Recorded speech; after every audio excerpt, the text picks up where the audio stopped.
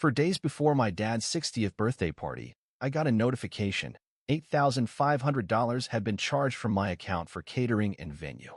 When I asked about it, my mom said, "You don't have kids. This is how you show you care." My uncle chuckled.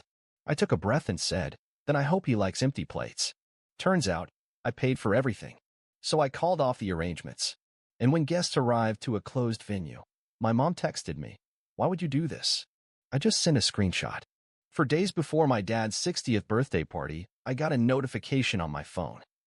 $8,500. Venue. Catering. Cleared. One charge. My account. I blinked. Sat there in the parking lot outside my office, holding a lukewarm coffee, staring at the screen like it might adjust itself. It didn't. No one had told me. No one had asked. No one had even pretended to include me. I called my mom. She answered like everything was normal. "Oh, that," she said, with that casual warmth she uses when she's hiding something. "We thought it'd be easier this way. You don't have kids. This is how you show you care." I didn't say anything. She added, "It's for your father. Come on. It's a big deal." In the background, I heard my uncle laugh. Not big, not loud, just enough to be heard. I could feel something settle in my chest. That low, familiar weight. The same one I carried at the last family event, and the one before that. That internal voice again. They don't want you here. They just want what you can give. They didn't treat me like family, more like a resource. I didn't argue. Didn't ask why they used my card. I didn't tell her she'd crossed a line. I'd already done that too many times, and it never made a difference. Instead, I took a breath and said, "Then I hope he likes empty plates." There was silence on her end. A small, stunned pause. Maybe she thought I was joking. Maybe she thought I'd laugh it off like always. I didn't. That night, I logged in and canceled every booking tied to the transaction. Venue. Catering. AV setup. Done. Not angrily. Not out of spite. Just clean, methodical removal. Step by step. The next morning, I turned off notifications. I didn't want to watch the fallout. But at 6:12 p.m., I got a single text. "Why would you do this?" From my mother. No greeting. No context. Just confusion. As if the issue wasn't the theft, but the boundary. I didn't reply. I just sent a screenshot. The charge. The cancellation confirmation. The words. Transaction reversed. Then I put my phone face down and made dinner. I didn't check it again. I didn't sleep that night. Not because I was angry, that passed somewhere between the phone call and the refund confirmation, but because my brain wouldn't stop turning. Not spiraling. Calculating. I started pulling receipts. Not literal ones, emotional ones. Years of them. This wasn't new. This wasn't a mistake. It was a pattern. I pay, they laugh. I give, they expect more. I show up, they move the chairs. Every time. There was the time I flew in for my mom's birthday, spent $1,200 on catering because she deserves something special, and got seated at the kids' table because we didn't expect you to stay long. I stayed 20 minutes, long enough to watch my cousin's toddler spill juice on my coat. No one noticed. There was my sister's wedding. I wasn't in the bridal party. I wasn't even asked to give a toast. But I was the one who paid the deposit on the photographer. She sent me the link and said, "Just this one thing." That one thing became 5 vendors and $7,800 by the time it was over. No one thanked me. Not once. And the worst part? They never had to ask. Because I always said yes. Quietly. Automatically. Like that was my job. The single one. The one without kids. The one with extra. Extra money. Extra time. Extra space in the corner. I remember a dinner last year. Thanksgiving. I drove 5 hours in traffic. Brought wine. Brought dessert. Got there late and found my seat taken. Not metaphorically. Literally. My uncle's coworker had brought his daughter, and she looked so lonely, so they gave her my spot. I ended up on a folding chair next to the trash can. No one even noticed until I left. I thought that night had been the worst. Until now. Because this wasn't a mistake. It wasn't even laziness. It was strategy. Calculated omission. They didn't forget to ask. They didn't forget to include me. They didn't want me involved, only invested. Because if I'm not part of the picture, they get to paint me however they want. The silent one.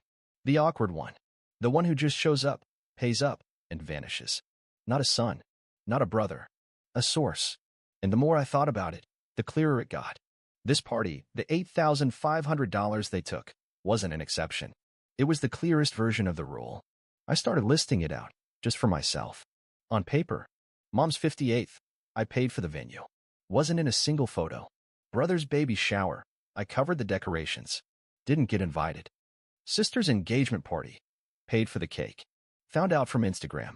Grandma's memorial. I paid for the flowers. My name wasn't on the card. Line after line. No gratitude. No inclusion. No empathy. I wasn't family. I was funding. That realization hit harder than the charge itself. Because money comes back. But identity doesn't. They took my role and replaced it with a function. I closed the notebook and made a decision. No more. Not yet publicly. Not out loud. But inside, something final locked into place. Not out of rage. Out of math. I wasn't a guest at their table. I was the legs holding it up. And if they couldn't see me, they'd feel it when I stepped away. I started with the vendor list. There were 6 of them: catering, venue, AV rentals, floral services, dessert table, and a band. Every one of them had contracts signed under my name, using my card, my billing address, my phone number. They'd even called me with confirmations. I just hadn't realized the extent, hadn't noticed how deep they'd built their plans into me. I didn't yell. I didn't send rage texts. I just opened my laptop and began. First, the venue. They answered immediately. Hype Mason. Like I was a friend. I asked if the balance had been fully charged. It had. I asked if I was the only payer on file. I was. Then I asked what their policy was for cancellation. The manager paused, said it was unusual this close to the date, but I was the client, so if I insisted, yes. Full cancellation. Partial refund. I said yes. Then the caterer. For $1,200 for a plated dinner and past appetizers. Shrimp skewers. Filet medallions. The contract included custom menu cards and a late-night taco bar. She sounded disappointed when I told her to cancel. Are you sure? I said I was. But your mom said. I cut her off. She's not on the card. The florist was next. I'd paid $1,300 for arrangements I'd never seen. Not once was I sent a mock-up. They'd all gone through my mom. I told the designer the event was no longer happening. She sighed and said, honestly, I had a feeling. That line stayed with me. Then I went after the band. They were small-time, local. 3 siblings. They'd already posted an Instagram story tagging the event. Can't wait to celebrate with the family this weekend. I messaged them. Told them plans had changed. Cancel the deposit. All that took 3 hours. 3 quiet, surgical hours. I didn't call anyone in my family. Didn't explain. I didn't owe them an explanation. They'd taken what wasn't offered. I was just reclaiming it. Next, I moved to the technicals. Streaming services. Shared calendars. The family Dropbox account where they kept party planning files, pictures, logistics, spreadsheets.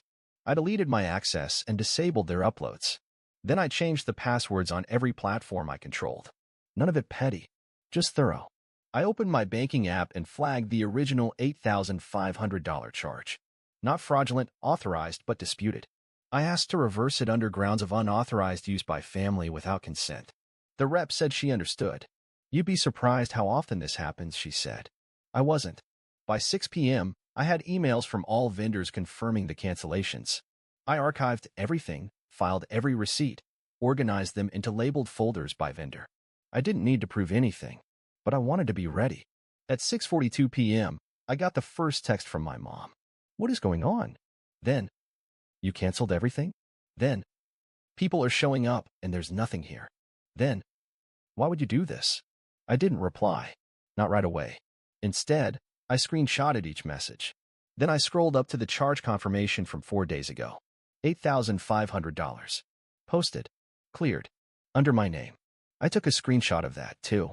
At 7:03 p.m., I sent one message. A single image. The bank screenshot. No caption. No explanation. I put the phone down. That night, I ate leftovers on my couch. I didn't turn on the TV. I just sat there, watching the city lights outside my window flicker against the dark. My inbox buzzed. Voicemails started piling up. My uncle tried calling. Twice. Then my dad. Then my cousin. I let every call go to voicemail. They'd been happy to spend my money when it was silent. Now they could sit in the silence without it. At 9:14 p.m., my sister texted. Just 2 words. You're being unreasonable. I smiled. Not out of spite. Just clarity. This was never about money. It was about consent. About never being asked. About being expected to show up and fund a party I wasn't even introduced in. Because that was the plan, wasn't it? They wanted a celebration, but not one that included me. Just one that relied on me. My dad's 60th was supposed to be a statement. Look how loved we are. Look how big we celebrate. But I'd seen the guest list.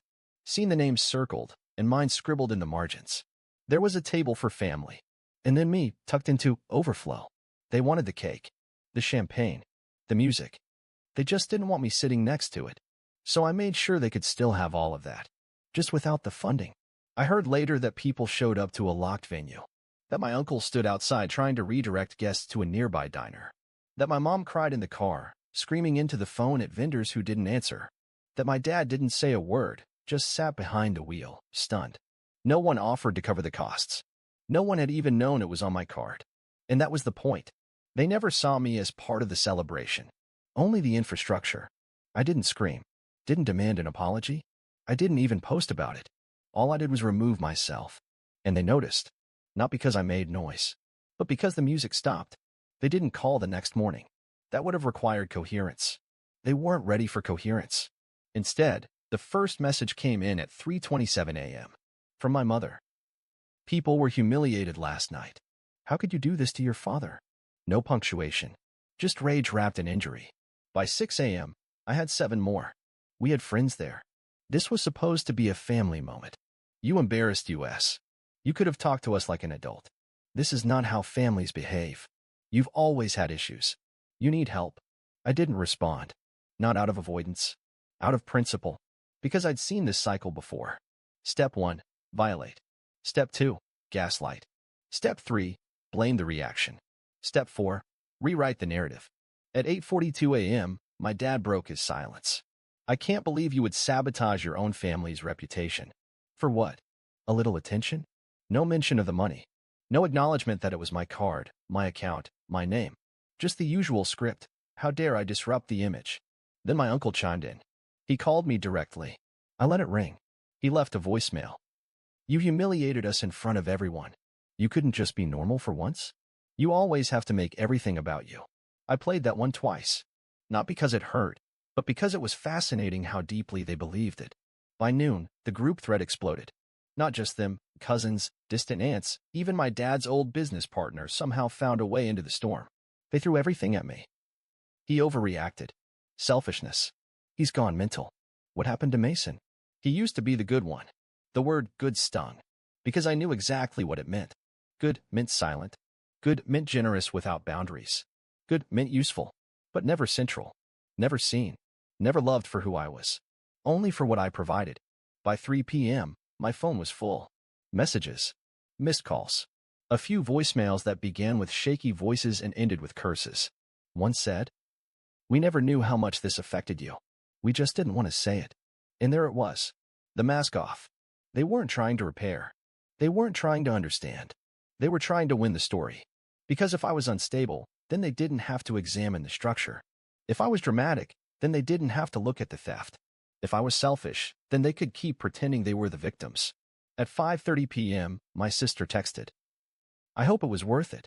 You completely torn this family apart. I read that one out loud. Laughed. She hadn't texted me once during the party prep. Not when they charged my account. Not when the vendors thanked me. Not when I canceled. Only now, when the image was fractured. At 7:02 p.m., my mom called again. I didn't answer. She called 5 more times. I blocked the number.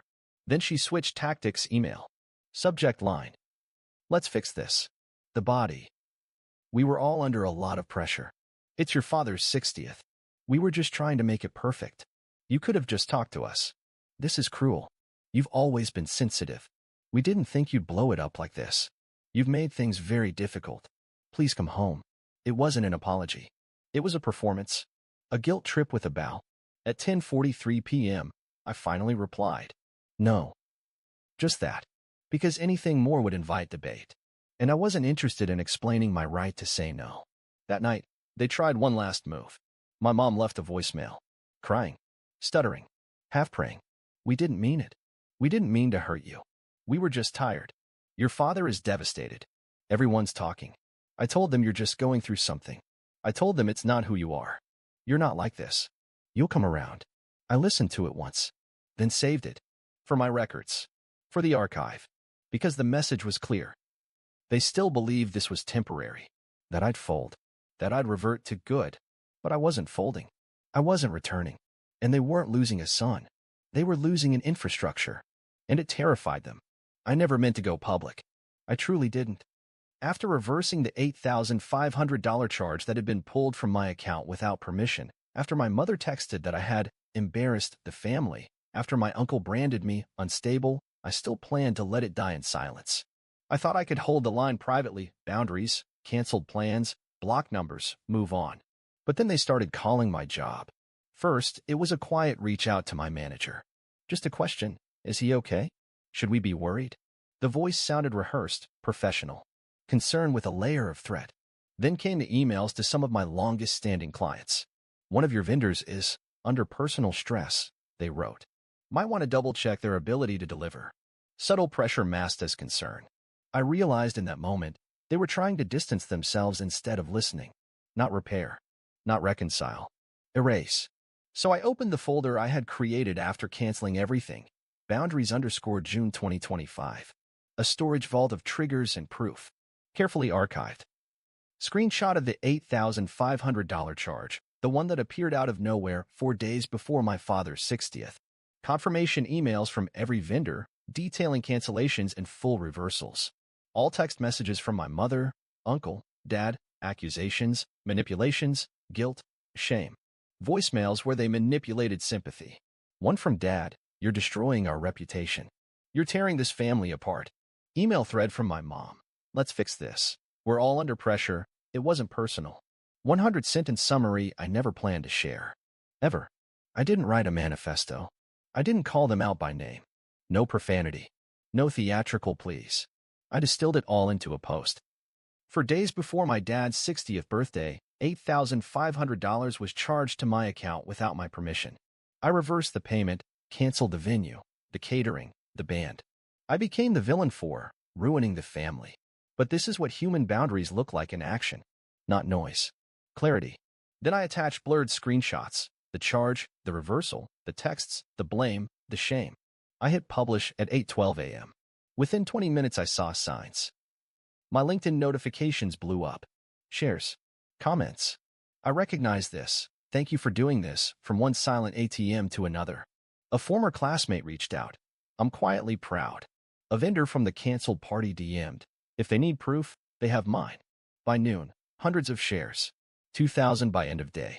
A ripple turned into a wave. But more importantly, they heard it. They saw that I wasn't reacting emotionally. I was releasing documentation. I was not lashing out. I was exhaling truths. The rest of the day passed in a blur. I got messages from colleagues, from distant relatives asking, no one told me, and why didn't you reach out? I replied once. I offered them proof, not apologies. Tomorrow, I told myself, I'll visit Dad. Just to say happy birthday. I love you. No drama. No pile of receipts. Just the bones of it. But tonight, I needed to watch the reactions. My brother texted at 3 p.m. What are you doing? Tone, accusation, confusion, desperation. My mom. This is twisted. You're inflaming everything. Not, I'm sorry. Not, can we talk? Just righteous anger. My uncle emailed. This is slander. You've damaged the family. We are considering legal recourse. This one surprised me, not emotionally, but legally. That's when I knew. I'd won the power shift. They weren't worried about truth. They were terrified of exposure. They asked me to stop, and my lawyer told them to show receipts. So I did. Legally sound emails forwarded, timestamps intact. That night, a message from Mom. You've destroyed everything. Our dignity is gone. Think of your father's heart. She didn't ask for reconciliation. She begged for reputation. I watched the line on the screen flash blue-red. I didn't respond, because by now the truth wasn't destructing them. It was setting me free. Inside me, I heard silence. And in that silence, clarity. I haven't blocked them. I haven't spoken to them. I'm not getting into who's right or wrong. I'm done defending my integrity. I opened a new document titled No More. One line. No. I exist. Boundaries stay. Some part of me expected backlash. Maybe legal threats. Maybe more guilt. What I got instead, more silence. Because they realized there are no gaslighting rounds in public. I'm not stepping down professionally. I'm not seeking sympathy. I'm holding space. No apology. No reversal. No dog to fight. Just peace. They say I destroyed something. Maybe I did. But what they never understood is, what they built on money and manipulation never belonged to me anyway. They took my card. I took my voice. They didn't text for 3 days after everything went public. Then, suddenly, can we meet? From my mother. Just us. Just talk. From my father. I agreed. Not out of hope. Out of curiosity. They chose a quiet coffee shop. Neutral territory. No decorations. No cousins lurking in the background. They were already seated when I arrived. My mother stood up, reached for a hug. I nodded, sat down. My father opened with what he thought would be an olive branch. We miss you. We didn't handle things right. I said nothing. My mother followed. We never meant to hurt you. It got out of hand. But you're still family. Still family. I looked at them. The people who had called me unstable, who let others believe I'd had a breakdown, who used my money and then called me cruel for noticing. You didn't hurt me by accident, I said. You hurt me by design. Then got mad when I didn't stay silent. My mother's smile collapsed. My father said, quieter. We didn't realize how much it affected you. That's the point, I replied. You never asked. They tried to explain. Stress. Pressure. We didn't mean it like that. But I'd heard it all before. So I gave them the only truth that mattered. I didn't leave because of one party. I left because I became infrastructure. You don't talk to the plumbing. You just expect it to work. And when it breaks, you don't ask if it's tired. You complain.